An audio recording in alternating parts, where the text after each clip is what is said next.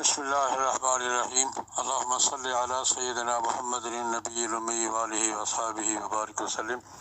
آج کل کرونا بحران کے حوالے سے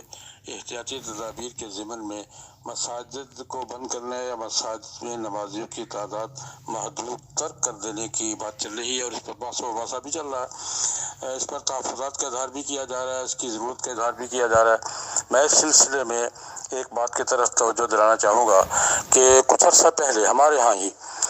بم دھماکوں کے حوالے سے اور پھر وارانہ قتل و قتال کے حوالے سے صورتحال ایسی پیش آ گئی تھی کہ مسجدوں میں نماز پڑھنا جان کے لیے خطرے کا ذریعہ بن گیا تھا۔ تو اس وقت ہم نے جو تدبیر قومی سطح پر اختیار کی تھی وہ مساجد کو بند کرنے یا مساجد میں نمازیوں کی تعداد کو محدود کرنے کی نہیں تھی، بلکہ ایک طریقہ اختیار کیا تھا کہ مسجد کے گیٹ پر مسلح گارد کا تعین ہو اور اس گارد کا خرچہ مسجد برداشت کرے۔ پولیس اسٹیشن نگرانی کیا کرتے تھے اور مساجد مسلح گارد مقرر کرتی تھی، ان کا خرچہ مسجدیں برداشت کرتی تھی، اور ہمارا یہ تجربہ کامیاب رہا تھا۔ میرے خیال میں اب بھی ایسی صورت اختیار کی جانی چاہیے۔ خطرات سے انکار نہیں ہے،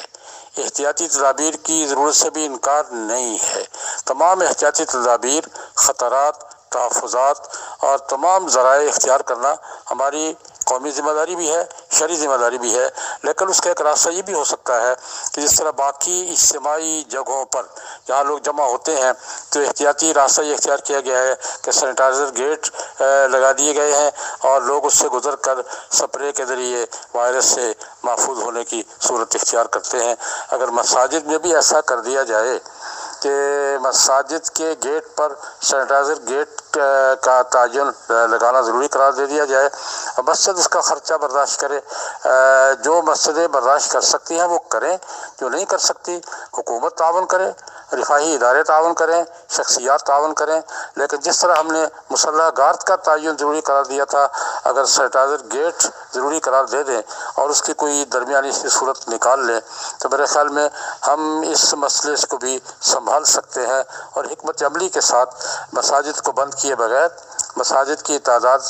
نمازیوں کی تعداد محدود کیے بغیر یہ مسئلہ حل کیا جا سکتا ہے۔ بالخصوص ابھی رمضان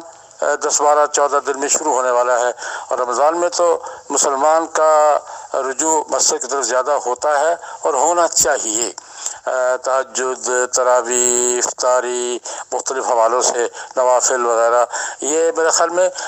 اس کی ابھی سے تدبیر کر لینی چاہیے کہ مساجد کو بند کرنے یا اس کے تعداد محدود کرنے کے بجائے سینیٹائزر گیٹ کا سلسلہ ذرا مربوط بنیادوں پر، مستحکم بنیادوں پر اگر آرگنائز کر لیا جائے تو میرے خیال میں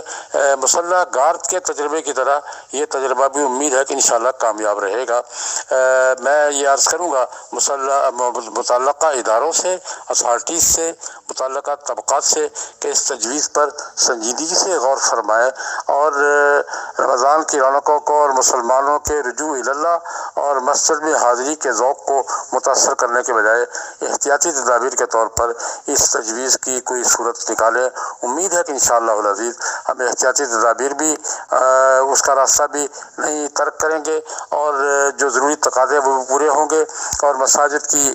رونقیں بھی متاثر نہیں ہوں گی۔ میری تمام حضرات سے گزارش ہے کہ اس تجویز پر سنجیدگی سے غور کیا جائے۔ اللہم صلی علی سیدنا محمد النبی الامی وآلہ وصحبہ وبارک۔